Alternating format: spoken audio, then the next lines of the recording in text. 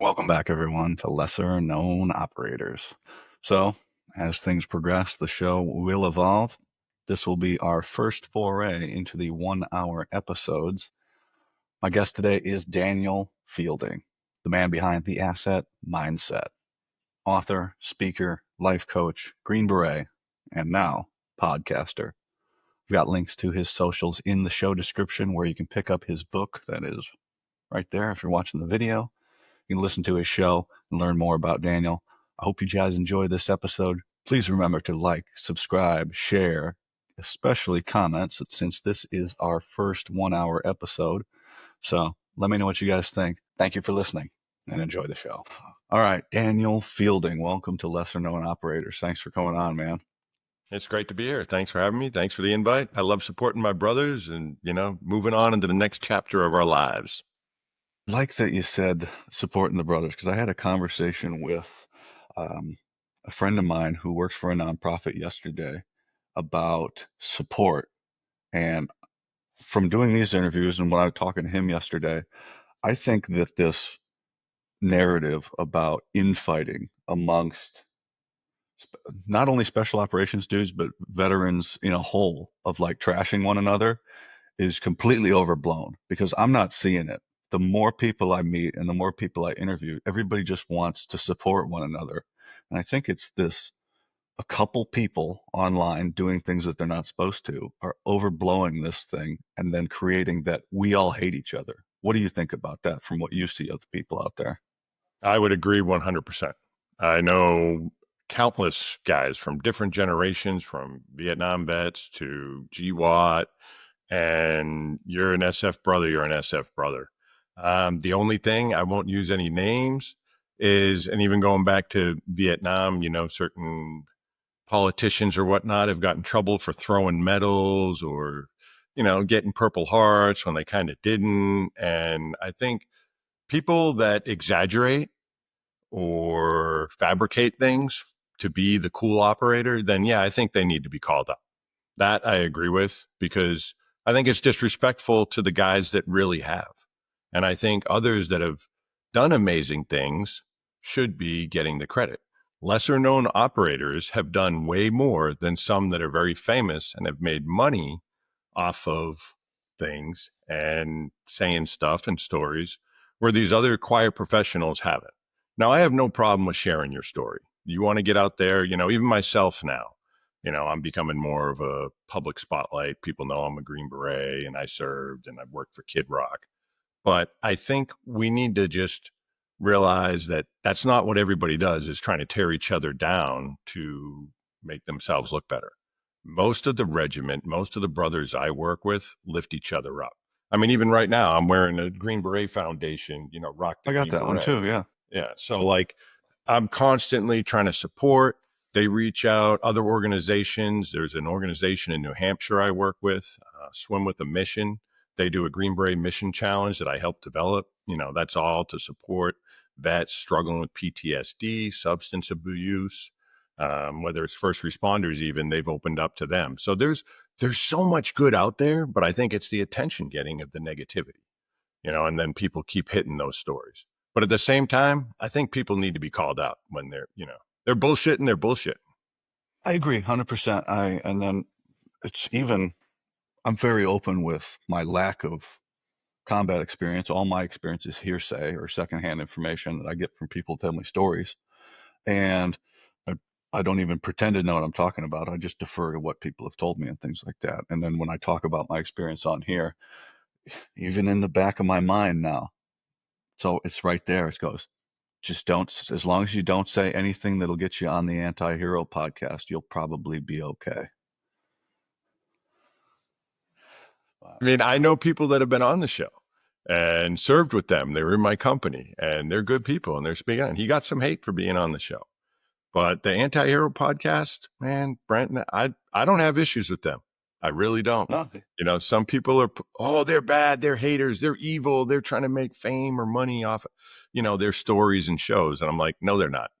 no, they're the checks and they're the check and balance, like just like Guardian of the Green Beret is and was, just like This Ain't Hell, even Fancy Bear on Instagram, right? He's always calling out the stupid shit going in the 82nd. There's somebody on there and going, hey, this is really stupid and things like that. So, but if nobody brings it to light, then the people get away with it. But on the other hand, I don't trash the people that have succeeded and made their millions. I go, good for them. They figured out the algorithm, and I'm happy for them. I'm just not gonna partake in that. So it's interesting to see what you thought about that. The asset mindset, huh? Which came first, the book or the name? The name kind of came first. Well, I would say I had the name, I got the domain before the book was finished.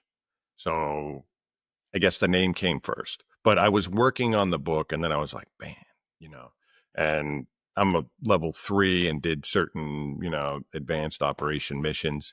And we talked, you got assets and things that are good. And even in you get into financial things, it's assets and liabilities. And I'm like, man, most SF guys have an asset mindset. Like, what can I do to make myself better or stronger? They're always looking, okay, who can I team up with? What school can I go to? They're always working. And I'm like, man, yeah, you want to have assets. And I'm like, yeah, the asset mindset. Nobody had it.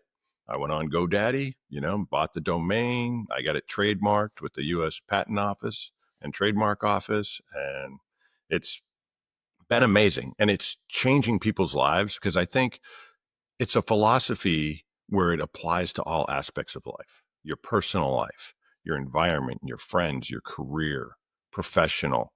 If you step back and be objective and look at anything, what it is in your life, is this an asset? And is it helping me? Is this person an asset? Are they helping me? Or are they a liability? Are they pulling me down? And it's almost that simple. I mean, obviously, there's a lot more to it, but people can understand it and relate to it.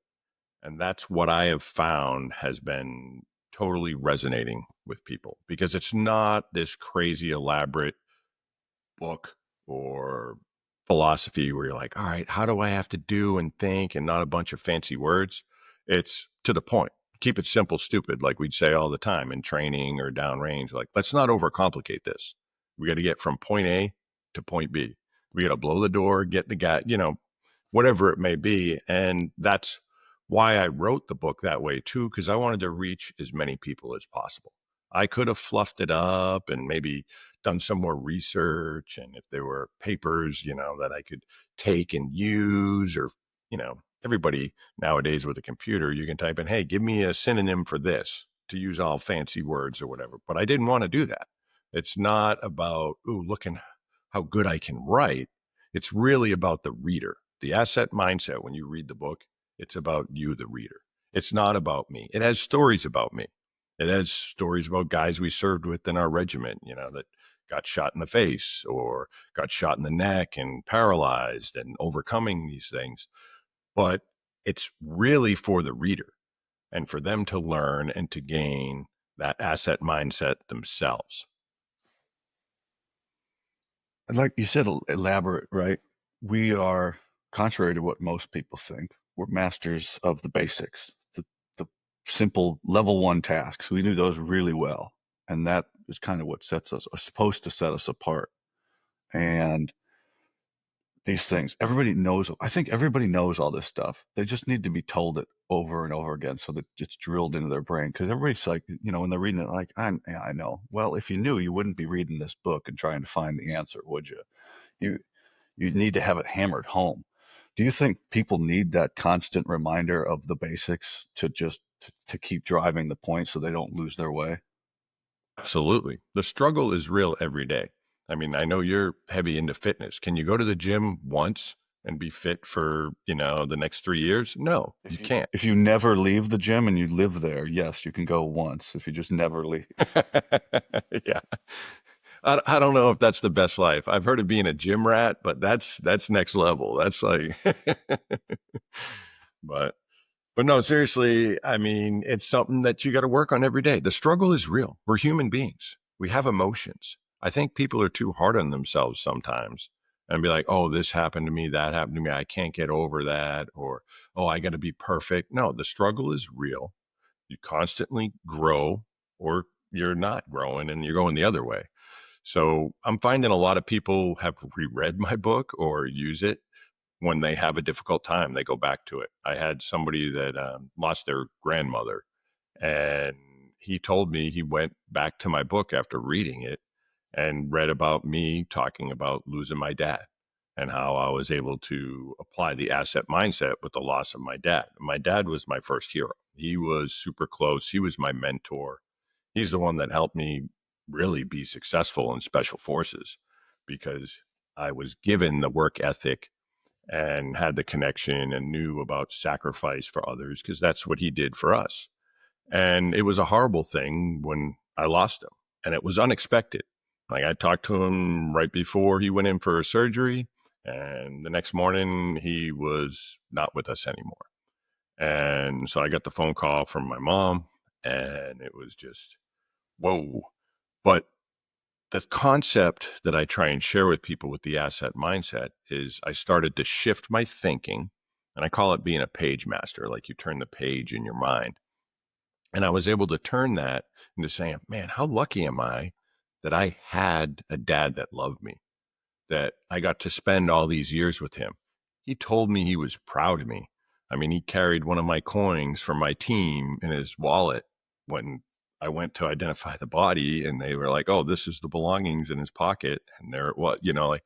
So I just felt so much gratitude for having him in my life. Yeah, I was sad he was gone, but I could think about the loss or think about the blessings. And that's the mental shift that I'm trying to share with people. That is the asset mindset. Do you want to focus on the loss and liability and negative things? Or do you want to shift and grow and be like, you know what? There was a lot of positive. I was blessed. I was lucky.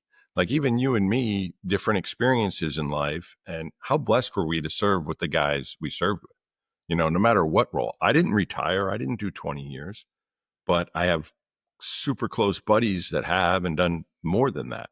And I'm like, wow, how lucky am I? It's just, it's all in how you look at it. It's incredible. And the more you shift your mind and you're able to do that, it just, it's a snowball effect. It's like you made a little snowball. All right, I'm going to be positive. And then, you roll it down the mountain, and all of a sudden it can turn into this huge avalanche, and life changing things can happen. Do you think because of like the profession that we went into that it's easier for us to look at life as that time's running out because of all the shit that we're exposed to and have that perspective because that's something you can't learn, right? Traveling in the world and guys going over seeing horrible things that happen to normal people all over, and then being able to go, oh, I better take care of this little life that I have now that I'm out. Because when you're in, you don't care. You just, I feel like we didn't give a Good point. shit. Yeah, yeah, yeah, yeah. You're like, because the farther you get from service, you're like, oh man, I like being alive. But in then, you're like, I don't give a shit. All I want to do is accomplish the mission. Do you think that's a perspective that it's really hard for people to gain in everyday civilian life? I think here in America, it is more challenging because we're very sheltered. We've been blessed by the success of our country and founding fathers and not really having war on our homeland, since the Civil War. Yeah, there was 9/11 attacks and there were other things that have happened, but it's just unless you've lived in that life and death, which every day really is. I mean, you could get in a car and drive out and get in a car wreck and die. But when you see it firsthand or understand how easily it can happen or how just vulnerable and fragile life can be, yeah, it changes you. And when you have people that are willing to give their lives for others, that's a special, special thing. I think when you're just when you're downrange, you don't think about yourself dying, or maybe you do a little bit, like, oh shit, this could be it or this moment, but you're more worried and concerned about the guy next to you or did you pull security on that corner, or we're going through, I'm looking at all the buildings. I'd ride in the turret. I'm a big guy. I'm 6'4". At that time I was 250, 260, pretty good size. And the turret, I was like man, I do not want to let these guys down. I know I'm out here, big target because I have a mass casualty producing weapon, but it was just that thought of not doing the job right or letting your team down or your buddy down. That's your concern downrange. For me, anyways, I can speak for myself and then other guys that I know that I'm close to. That was always their greatest fear, too. I mean, you think about your loved ones back home occasionally, like, man, I'd really like to, be home with them and make it back. But you know what you signed up for. If you're an operator, whether you're a Green Beret, a Navy SEAL, you're MARSOC operator, you know that you signed on the line. Everybody who joins the military knows that, but you're signing up again to go into that realm that you may not come back from. And I've got buddies that didn't come back. And if I do get down, which happens occasionally because I am human, I think of those guys, which I carry on my arm. I got all their names right here. And I am like, I don't know, how are you with swearing? Because I know Good, people, man. I don't because give I'm a like, fuck. yeah, good. Because I'm like, fuck that. Josh would want me to keep pushing. Art Lilly, who mentored me in my company, like, he was incredible. He busted my balls a lot, calling me a cherry. What are you doing drinking beer in my team room, cherry? And I'm like, I was invited by your senior Charlie. I'm a new Charlie. I'm trying to learn. And, just all those people and what they sacrificed, I do not want to not honor them. And like I'm talking to you about them now, my buddy Dave Nunez, amazing, amazing person. He'd been to combat several times. He was in the 82nd, and we went through the Q course together, and we just hit it off for whatever reason. We were both in the 18 Charlie course, and you know, he deployed, came back. I deployed, came back, and he was going over again. And we talked about getting together and you know just having a cookout or whatever before he left. And then all of a sudden, 2 weeks later, I get a phone call. He died. As soon as he went over that first month, it just was horrible.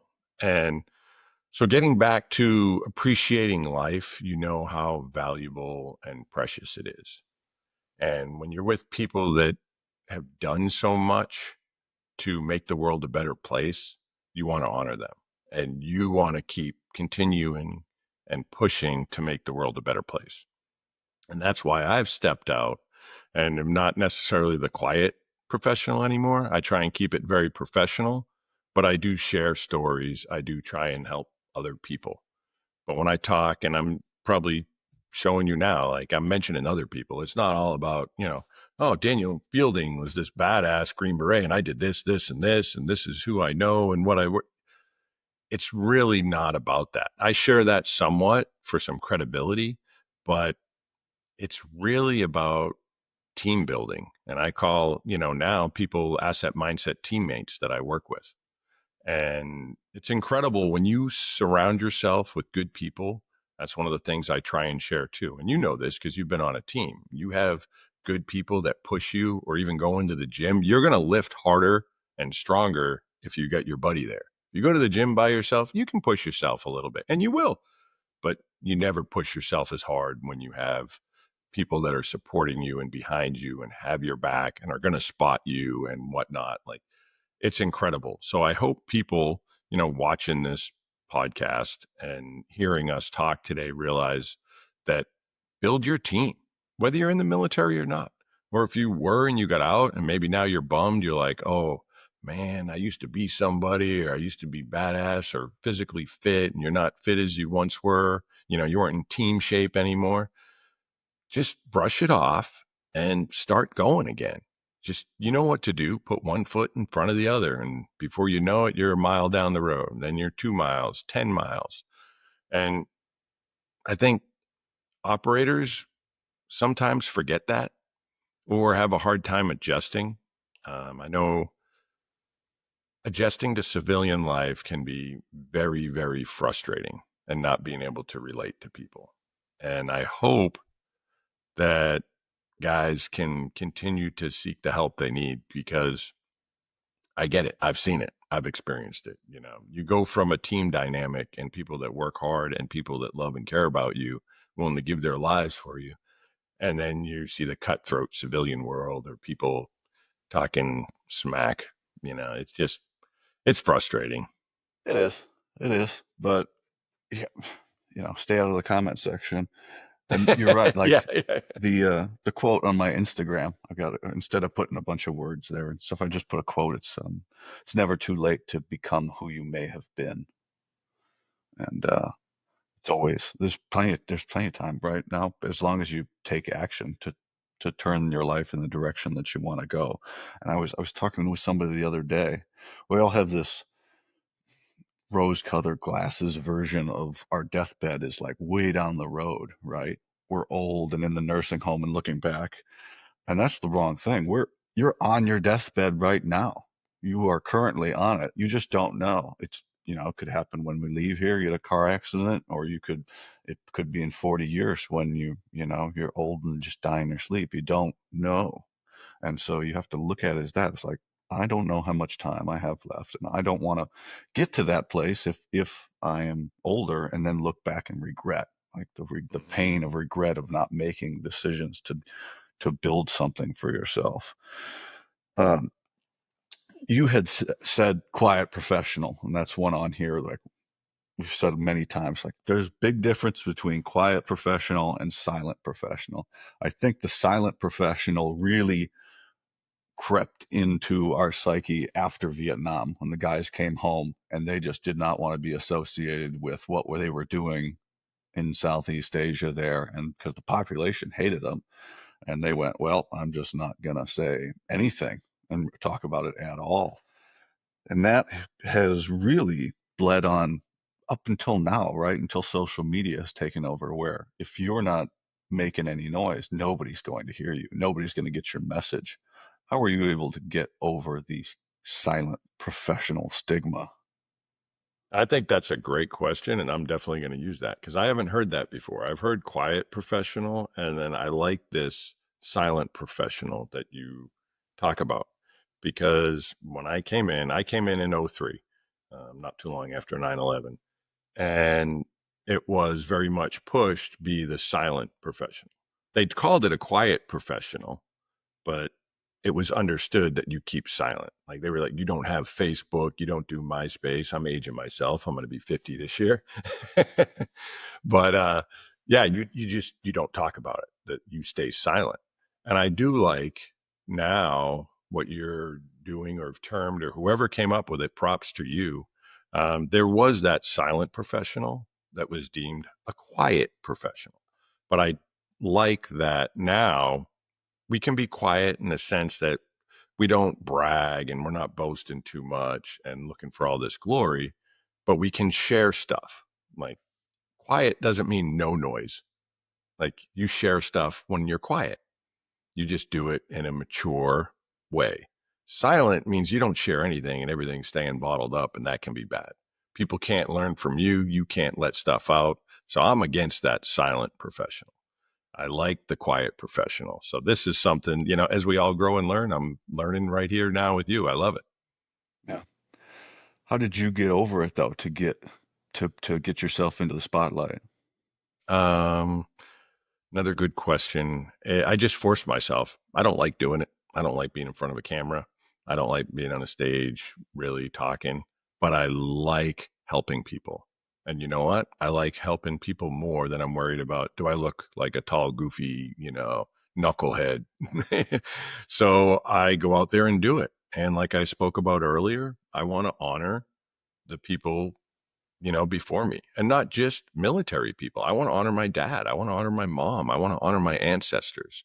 Everybody that sacrificed to me or for me, I should say, to be where I'm at. So I want to honor them, and I want to be the best Daniel Fielding I can. I want to be the best husband I can. I want to be the best father I can. I want to be the best friend I can. I want to be the best philanthropist I can. So that's why I get over the quiet professional, because then that's your own ego at that point. You're like, oh, I got to maintain this. No, you do you, be respectful, be mature, don't exaggerate, don't be a bragger, Don't boast too much, you know? And if you do that, then yeah, a quiet professional is a good thing. A silent professional is a bad thing. And I'm totally down with that, man. That's awesome. Passing on, and like I said, a lot of everything that I've come up with on here is just from the interviews and smashing shit together of what people say in different conversations and things like that. But one thing of getting in front of people, right? And especially, I interviewed somebody the other day, talking to your phone while it's recording yourself. There's nobody there. You're just talking to your phone and trying to record a motivational message. That, and I wrote down here, is probably the cringiest thing about all of this is you're just trying to perform and it's just you trying to get a motivational message out there, and that's what it all is, right? This starting to get into the public sphere is you got to do stuff that's very cringe to get people to, because people want to hear that stuff, but to get over the hump of getting your message out there is very just, it just feels wrong. That's what It I've feels felt with. awkward. And then there's fear. You know, all human beings have fear. And you can't let fear bother you. And when you have a moment of fear, I say embrace it. Honestly, like I tell everybody, like fear is a good thing. That's an opportunity to be brave. That's an opportunity to be courageous. Like you can't do great things if there wasn't something that was fearful or a risk or there was some form of danger. There's some element that's causing this fear. Every great story, every great person who's ever done anything had to face fear.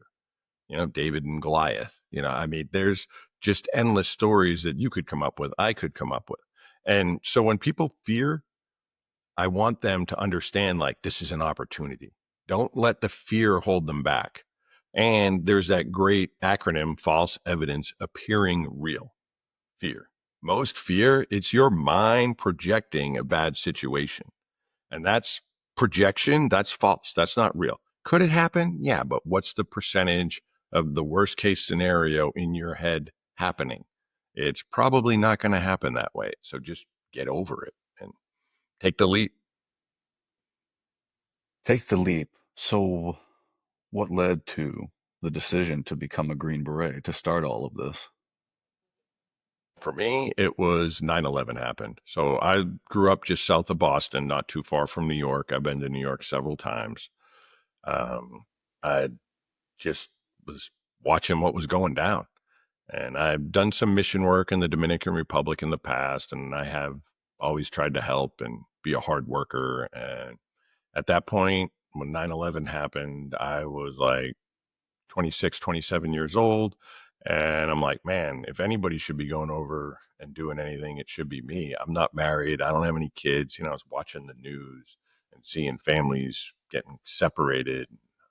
I'm like, you know, I'm pretty crazy. I'm a construction worker up on the roof, hanging onto shingles and doing stuff. And, you know, I'm like, all right, I think I'm going to do this. And then I started looking into, okay, if I'm going to go to war, I want to be with some guys that are going to really fight. Like, I want to be with the badass motherfuckers. Like, I don't want to sign up and be with some, you know, Joe Snuffy private. God bless them. We need them. But I don't want to, you know, be in a foxhole with some guy that's like, I signed up here for college pay, you know. I wanted to be with the warrior class. So I looked at SEALs and I looked at the Green Berets, and I love the working with the Indige, staying behind enemy lines, working with people, and foreign internal defense stuff and indigenous forces was just right up my alley because I had just done some time in the Dominican Republic. I lived in an orphanage and helped build this orphanage, and it was amazing. I'm like, man, that hits home. And I'm like, I got a construction background. They got this 18 Charlie MOS. So I spent months researching before I made my decision. I literally walked into the recruiter's office and I said, hey, I want to be an 18 Charlie. And this recruiter at that point, he knew 18 series, but he didn't know what an 18 Charlie was, which is the engineer on an ODA, as you know. And he's like, oh, I don't know if you can do that. And I'm like, no, there's this 18 X-ray contract and then I can go. And he's like, all right, looks it up. And he's like, yeah, but you're going to have to take a test to make sure you score, high enough that you're capable. And have you ever been arrested? Because, you're older. And if you have any of that, we might have to get waivers or it's going to disqualify you. I'm like, nope, never been arrested. Give me the test. I'm like, I got a college degree. I'm ready to roll. I mean, it's not a doctorate, but I got my, BA, I got my bachelor's. And he's like, oh, well, we can sign you up as an officer then. And you can da da da. And I'm like, no, I looked at that. And then I'm going to go to the regular army. And then I don't have to drop my packet. And I got to wait and be a butter bar, for a while, or lieutenant, as you know. And I'm like, the fastest way to get on a team and to get downrange is to go enlisted. And he's like, well, you'll go in as an E4 then because you got your degree. And so I just was feeling patriotic. I got a couple funny stories. One of them is in the book, but that recruiter, they were doing like a physical fitness test, to get like points or whatnot and prep for going in. So some guys could, instead of going as an E1, can be an E2. I was already maxed because of my bachelor's degree, but I was still doing it. And so we're doing the PT test in the morning. He's going around, the other guy with him too is like, what are you going to do? What are you signing up for? You a mechanic, or I'm going ranger, or I'm going to be a rigger, or, and then I'm going to be a 18 Charlie Green Beret. And he's like, oh, you are? Well, if you're going to be a Green Beret, why don't you eat that worm there on the ground? There's this big night crawler because it's early morning. I don't hesitate. I scoop it up and I throw it in my mouth and I'm chewing it up. And he's like, I wasn't serious about you eating that worm. And I'm like, well, I'm serious about being a Green Beret. And he's like, you're crazy. You might make it. So that was just one of the things. But yeah, so I had that crazy mentality like, I'm doing this. And I was mad because of what happened in the attacks. And I'm like, this is bullshit. Like all them innocent people on the plane, in the tower. Like, all right, if you have a problem with somebody or a country or whatever it may be, you don't go kill innocent women and children and people that have nothing to do with it. To me, that's pure evil. And people need to fight evil in the world because it's out there. And so that's what I was doing. That's why I joined. It's why I became a Green Beret, because I wanted to be with the people and badass warriors. And I was blessed and able to do it. My body held up. I did have to after one phase, I had to recover because I tore my rectus femoris head in my right leg and was all jacked up and couldn't really run. So they did let me heal up for like 6 weeks, and then I was back in the pipeline. So never failed the course, never had to recycle, but I was on med hold for a little while. That's all right. And you fall into the largest subsection of guests on my show that went to SOPC from '03 to '05. For some reason, I have a lot of guests in that year. I don't know why yet, but we call them the brutal years. Oh, they were. I was. Yeah, we had the gong. I got pictures of the gong. I got pictures of the gig pit that was like, there was some colonel, because we were right out by Pike Field in division. They do airborne week and whatnot. And we were getting smoked. And somebody's like, that's hazing or whatever. And we literally then like, oh, you guys, we got to build a wall so nobody can see us, doing corrective training. So then we're building these big tarps and like putting things up so nobody can drive by and see what they're doing to us, That which, was pretty sadistic. yeah, but I'm all for it. I'm sorry, but I am. I loved it. Ate it up. And if you were serious, they didn't mess you that much. I mean, I have a story I talk about. I was in the gig pit like for messing up one time where I didn't have my white socks in my packing list. They did a layout and it was over the weekend. I did my laundry. I normally, when I pack my ruck, I have the, socks inside the sneakers in the shoes. And I didn't have them. I didn't roll them up and put them in there. I'm like, and so I'm one of the guys that his packing list was wrong. So I get to now pay and corrective training. And we're in that gig pit, the mud one, and swampy nastiness.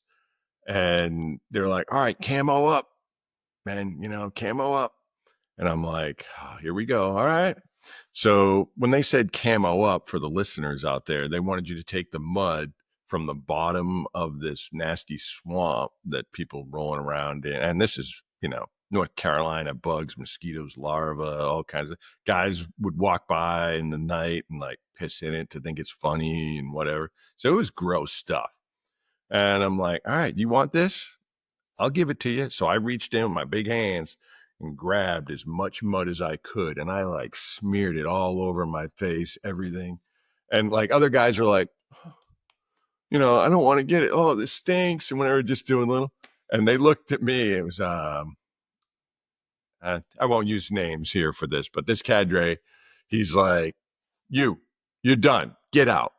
And I'm like, oh, that was easy, but he knew at that point, like I was just going to suck it up and take it. Like I just smeared all the stuff. I dove right in and he's like, all right, you got it. You get the point. Like you got to embrace the suck and hard charge that. And I think a lot of people would get in MRSA and he knew I smeared that much stuff all over my face and it probably wasn't a good thing health wise, maybe. I don't know.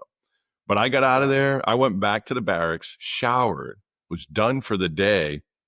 And there were guys still in the gig pit because they weren't embracing the suck, and you got to, when you have a conflict in life, you don't want to pussyfoot around it. You don't want to like avoid it. It's only going to grow and fester and get worse. You got to face it head on. Now, you don't charge at it like a maniac, but you keep pushing forward inch by inch and take it on. Sometimes, yeah, you want to be aggressive to it. But yeah, it's incredible when you get the mindset of the people that want to accomplish something. If you are, I'm doing this or it kills me or that's it, I'm just going to keep going. They're they're accomplishing amazing tasks. There's so many people out there that share that message, but it's true. The truth is the truth. It doesn't matter if I say it, you say it, David Goggins says it, like it doesn't matter. You need to charge hard at your goals. And you know what? You'll get somewhere. Yeah, it might be a struggle, but if you don't quit, you're going to make it happen. Yeah. Especially in that community, right? It's the baseline advice for going and doing anything as special operations is just don't quit. Just don't quit, and you'll probably do okay. Like that was the only advice I got from my first sergeant when I left my unit. It's like just don't fucking quit. It's like thanks, first sergeant. Sergeant major told me to stop messing around with this special forces business, but that man could barely read. So did you do 20 in group or did you No, I no? didn't. So So I know that life can be it's pretty addictive once you get into it. What caused you makes you the decision to not stay for the full 20? my first wife, that was it, because I was older. Like I said, when I joined, I turned 28 in basic training. And, she wanted to have a family. I've always wanted to have a family, wanted to be a dad. And, she knew my buddy James that got shot in the face. She knew my other buddy. I'm going to say his name because he's not around anymore. Josh Whitaker, God bless him. He's passed. He died KIA, and that affected her. And she's like, I left everything to follow you in the Army so you could serve and do what you needed to do after 9/11. So now, like, we need to move on. And I'm like, oh, I don't know. And I had a great warrant officer, Sergeant Major, fantastic. Bobby, awesome. And anyway, they both went, don't ever feel bad about your service. You signed up at a time of war and went to war. You did your part. And then my warrant officer is like, you got combat experience. You're a level 3. You can get out in the contracting world and you'll be fine. And wife is for life. That's who's going to wipe your butt when you get old. The Army isn't going to do it. They're going to use you until whenever. And at that point, I wasn't over 10 years. He's like, if you were, more than halfway, I'd tell you to stay.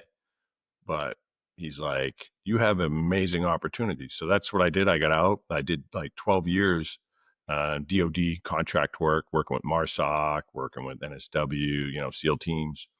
Our regiment, I used to work the ASOT committee in the East Coast. So yeah, that changed things. But ironically, she ended up, having an affair and with some yoga instructor. And I was like, oh, that's a betrayal and trust and lying to me about it. So I ended up getting divorced. Everything happens for a reason. I definitely have an amazing wife now and 3 kids and super blessed. And if that didn't happen, I wouldn't be where I'm at now. So, and I wouldn't change a thing. Yeah. Yeah, you never, like I said earlier, you never know where the path is going to take you. I mean, I got medically retired and now here I am. And people asked me last week when I was talking, like, would you change anything? I was like, no, probably not. Even getting hurt, like, I don't know, I'm pretty good now. I wasn't, maybe that answer was different a couple of years ago, but now I'm pretty happy with where I'm at. So I'll probably stick with what I got. So you pen out the book and you get it in publishing. What was the response to it? Because how did I come across your book? It was in a order of supplements from Alpha Elite Performance, had a little Okay. Yep. card in there. And I messaged Travis. I said, what is this card? And he goes, I don't know. Somebody sent them to me and asked me to throw them in there. It's like, oh, okay. So I guess I'll If he read it and said that, figure it I'm going to out. smack him. No, he didn't know what I was. He didn't know what I was talking about. Oh, okay. All right. Because Because he's his the one that message. told me, he's like, Dan, send me some cards so that I can put them in with our orders. I'd like to help him promote. I'm like, all right, yeah, I can do that. He got so much shit going on. I messaged him. I'm like, what's this card? And he goes, I don't fucking know, man. And then I read the book and I was like, oh, okay, I got it now. SF guy. Perfect. That makes sense. But what was your response when you finally got it out into market? How long did it take from start to finish? It was about a 3-year process. Editing was much more challenging than I thought, in the sense that when you change a chapter or add a few paragraphs, or you move a chapter from, hey, this was at the beginning, now I want this chapter to be over here, you then have to read the book start to finish to see how it flows. So you're constantly, you go through and you edit it, and you're like, oh, I'm making these changes as you're reading it. And then you're like, I got to start from the beginning again. And you go through it just again and again. I had 3 other people edit it for me as well. So, like, their version, interpretation coming back, me reviewing it, taking their advice or not taking their advice, going from there. And it was a long, drawn out process. But like I spoke earlier, I was working for the Department of Defense a lot.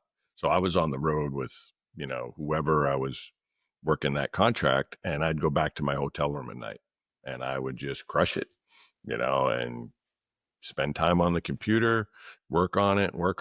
And that's how I made it happen, and I did everything in the beginning. Like, people are like, oh, who did your, picked out your cover? And I'm like, I did that. Oh, who wrote the blurbs on the back?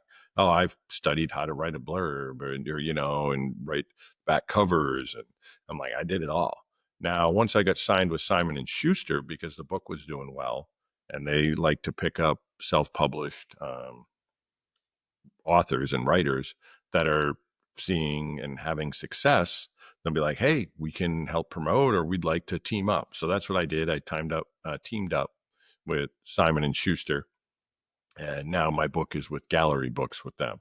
And that was a whole nother editing process again, because they had their editors and going through stuff. Which, while we're on this point, I know other people that are signed with Simon and Schuster, and things are in their book that don't make sense, and there's no way that you wouldn't know, because they don't publish anything without your approval, unless you're so lazy that you didn't go through and read your book that's going to be published. And I don't know anybody, especially at our caliber, or if you're a successful person I'm not out gonna there lie, in the that would world. be me. That would eh, 100% be me. I'd be like, oh yeah, I totally read it, and I just wouldn't have read. Yeah, I didn't read it. I didn't. But no, I mean, that's your word, and that's representing you, and that's your story. Like, I read every part of that thing over again, and you are not able to publish without like your seal of approval. They're like, yes, this is it. This is my word. This is so for when things are in stuff in books. Now, if it's a reporter and an article, that's totally different. But with like a publishing company, you're the author, you're the author. They may own the rights to the book. They may have a deal with you, but you still have the say. So I don't know. If there's stuff out in books that aren't legit, well, they if they try and use the excuse, well, I didn't know, that's BS. I'm calling bullshit on that. I googled you earlier, and it looked like was that you on Fox News? And Yes, yes. so, do people now, because you've got a successful book, consider you a somewhat of a subject matter expert in any vague subject that they need you to chime in on? Yes, a lot of mindset work right now. They're like, okay, yeah, he's legit. Getting on Fox News was amazing. Definitely nerve wracking, like we talked about earlier, like being in the spotlight and fear and silent professional, quiet professional. Like that was a huge step. That was something like, you know what? I really kind of don't feel comfortable going out here because I haven't been prepped and I don't know fully what's happening. I showed up at like 5:30 in the morning, but I'm like, nope, this is an opportunity and you have to seize the moment. And I went on there and the feedback was amazing. I watched it afterwards. I'm like, wow, I actually did pretty good. Like it was a very positive thing. Everybody there was warm, welcoming, so nice, super supportive, and it was a great experience. I'd do it again in a heartbeat. Yeah, I'd be nervous again, when you got a camera and there's millions of people on the other side. Yeah, So, well, but I'm in the couple hundred range right now, so and it's a scalable thing, so I don't think I get nervous. Even when I go on other people's shows, I went on somebody's show the other day, and he's told me how many listeners I had, and then after we were done recording, I went, "Oh God, I hope I sounded okay. Oh my God, I didn't know your show that was that big." Oh fuck. So after the fact, but get over it. So yeah, I know what you mean there. Um, yeah. So how's the response been? I mean, I liked the amazing. book. I read through it. I was like, yeah, this is great. I mean, this is just you just took the lessons of service in the team room and the schoolhouse, and then put it into a digestible format for the civilian populace. Was that your intent to do that? Absolutely. I've taken our Deo Prosulabare, to free the oppressed or free from oppression, depending on how you want to interpret the Latin. Taken that into the civilian world because I think people oppress themselves with their own mind and their own thoughts.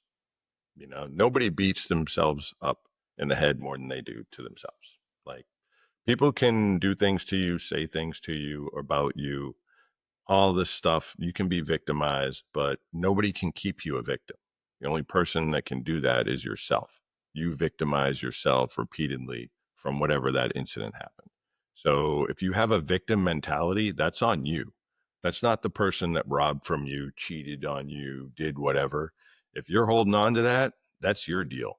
That's your problem. And you're oppressing yourself. So that's where I've taken the asset mindset and the special forces mindset and transfer it over to the civilian populace so they can learn and they can grow. Because you know what? Not everybody can be a Green Beret or a Navy SEAL. You know that. It's not in the cards for some people. And that doesn't mean you can't think that way. That doesn't mean you can't attack life the same way a Green Beret would attack a problem.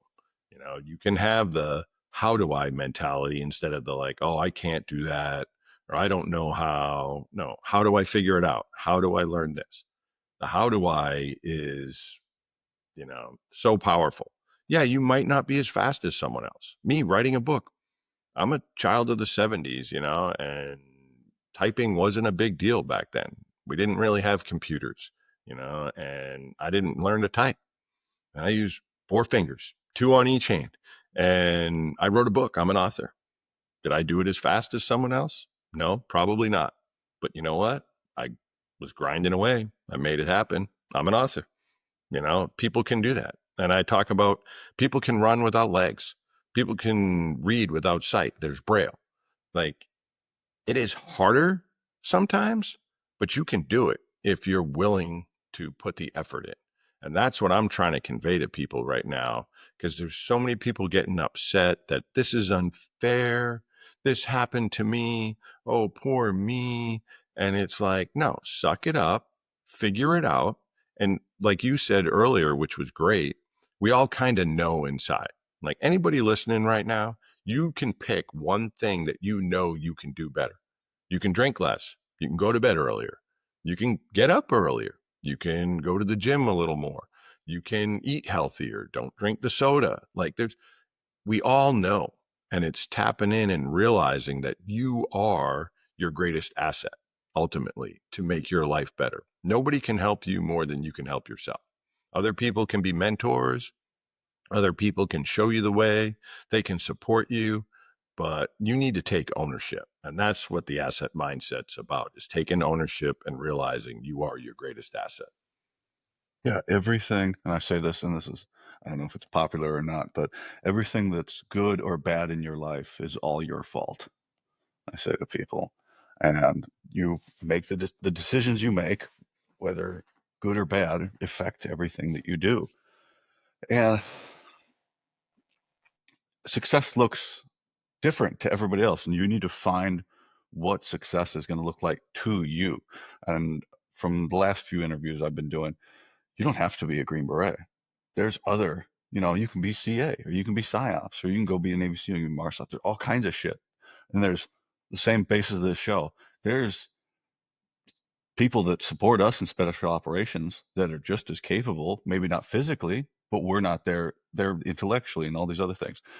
Find the path that works for you to get to that next higher level and strive towards that, because you don't have to be that person, but you could be somebody that works with that person, and that person's just as capable as them, but you never heard of them, right? And that's kind of the basis behind the show. There's a whole bunch of people that have done some cool shit that nobody's ever fucking heard of. And I want Yeah. to talk. I want to talk to all of them, right? That's a pretty bold thing, but I really do. So I'll ask you then for your show and everything. You got this vision, so you are bringing and giving what? So if you applied the asset mindset to your show, how are you going to apply it, or what are you trying to bring to people? Like, what's your goal? Oh, the base of the show is I want to get the show so big that special operations guys or gals, when they get out of their service or their unit or whatever they were in, and they start their own venture, their business, that they can come to me and say, hey, I want to record an episode to announce the launch of my book or my new service or my new platform and things like this. And no matter what, 100%, if you have a soft identifier on your MOS, you can send me a DM, and I promise we will record an episode. No matter how big or busy I get on the show, you can come on here, because somebody told me no once, one reason. And the other reason is that when I needed help from other special operations leaders, they could have chosen to not help me, and they chose to help me. And I always want to pay that back to the people that were allowed me to stay in regiment as long as I did after I got hurt. So that's the basis of the show. I want to make lesser known operators big, and I want to do it for the guest, all for the guest. Now, Love it, that's all man. me doing the work, but eventually I want it to be just where it's just the logo. And that's when I go on somebody's show, I just send them the logo, just put that out there. That's about that. It's not about me. I'm, I'm just a nobody from cornfield in Illinois that nobody's ever heard of. And I want to show that there's some people from the same nowhere places in the country and the world that you've never heard of that done some crazy cool shit, and I want to tell their stories. I love it, man. Brother, any way I can help with that. I love it. You're a platform for people transitioning. You're a platform for special operators to come and share their story, their next mission. I think that's great. It's honorable and it's giving. You're still serving others. I think that's fantastic. And I I appreciate that. support it 100%. So I think you got this. Your heart's in the right place. And, like lifting, it doesn't happen overnight. Just keep working, keep grinding. Fucking doesn't. I got 5 questions here for you, man. Then I'll let you All right, go. let's go. What is your response to thank you for your service? It was an honor. That's exactly what I say. That's my favorite one. That's the best. What is the one characteristic that sets operators apart from the conventional forces? They just won't quit. I think like you just and operate example real quick. We had a vehicle, somebody that was pulling security on us got their truck stuck and they were like, oh, we got to sling load this. I'm going to have a helo come in and we're going to have to run overnight. And my team's like, fuck that. We're going to dig this motherfucker out. And they're like, oh, it's already stuck. It's impossible. We tried. And they gave up. And we spent about 3 hours and pushing and pulled security around this vehicle. And we got it out that night and we were back at our base. But that's what I've seen. The difference is they're just special operators, Navy SEALs. I worked with MARSOC for 5.5 years too. Green Berets, if they have a goal or an objective, they are going to go to that objective until their last breath.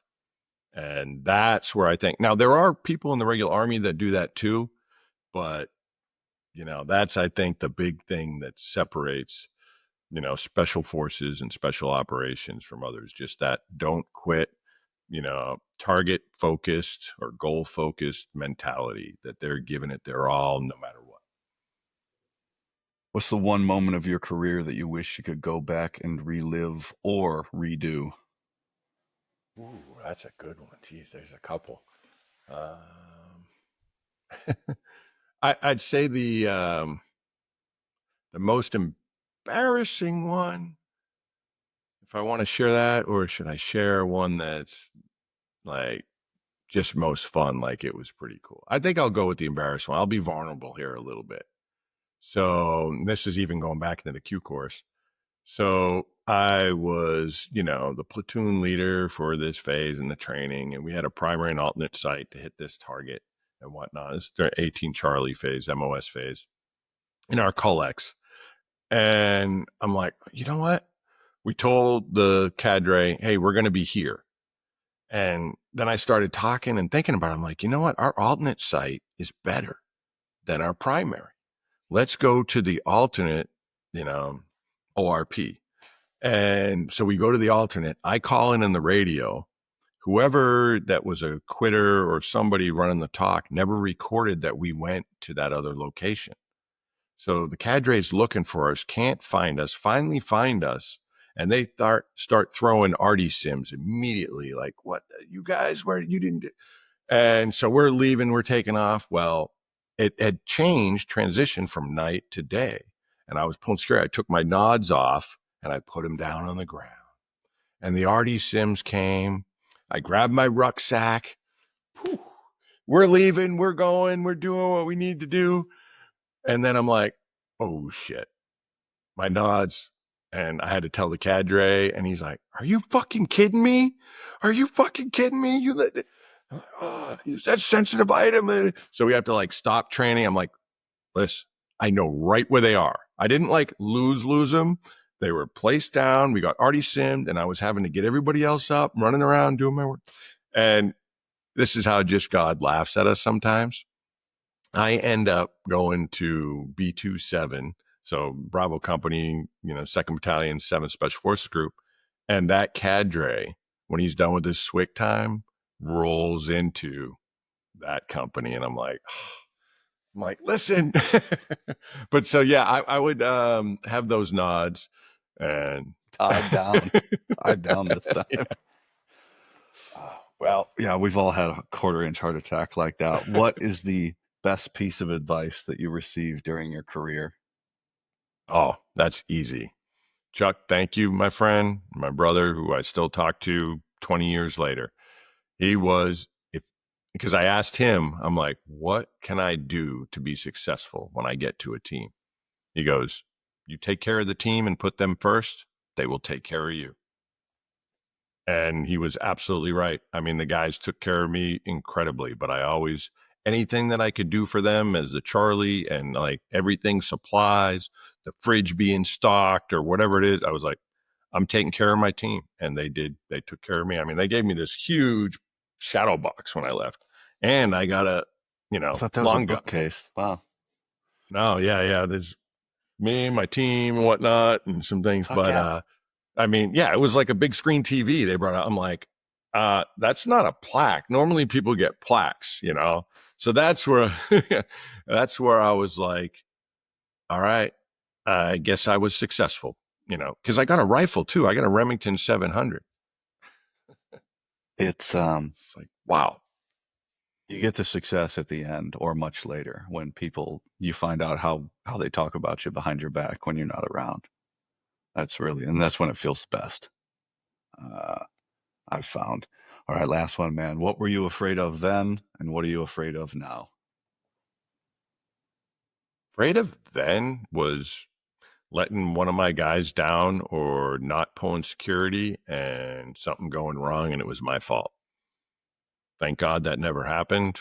We had stuff happen, but it was never something that we couldn't handle, and it was never something where I dropped the ball. So that was my biggest fear, was dropping the ball on my team and having the worst thing happen, someone die.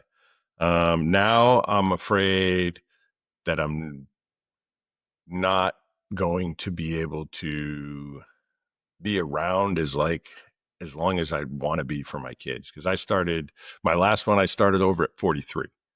So my diet, I don't drink soda. I'm trying to be as healthy as possible. I'm doing a carnivore diet now. So my fear is that, it's my family is my team now, my kids, my girls, and all that. That's why I'm doing the book. That's why I speak, and I'm in an entrepreneur mode now. I'm not doing security full time for Kid Rock anymore because that was demanding, just like being on an ODA. And so, yeah, my fear is I want to be able to see all my grandkids.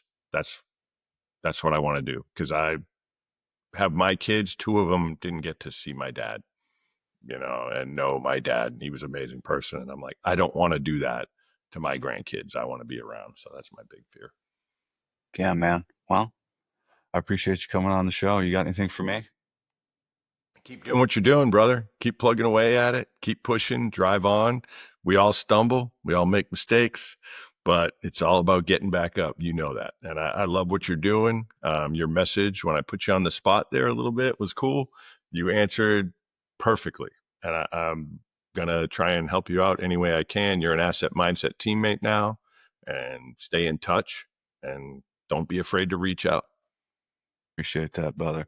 All right. Bye, everybody.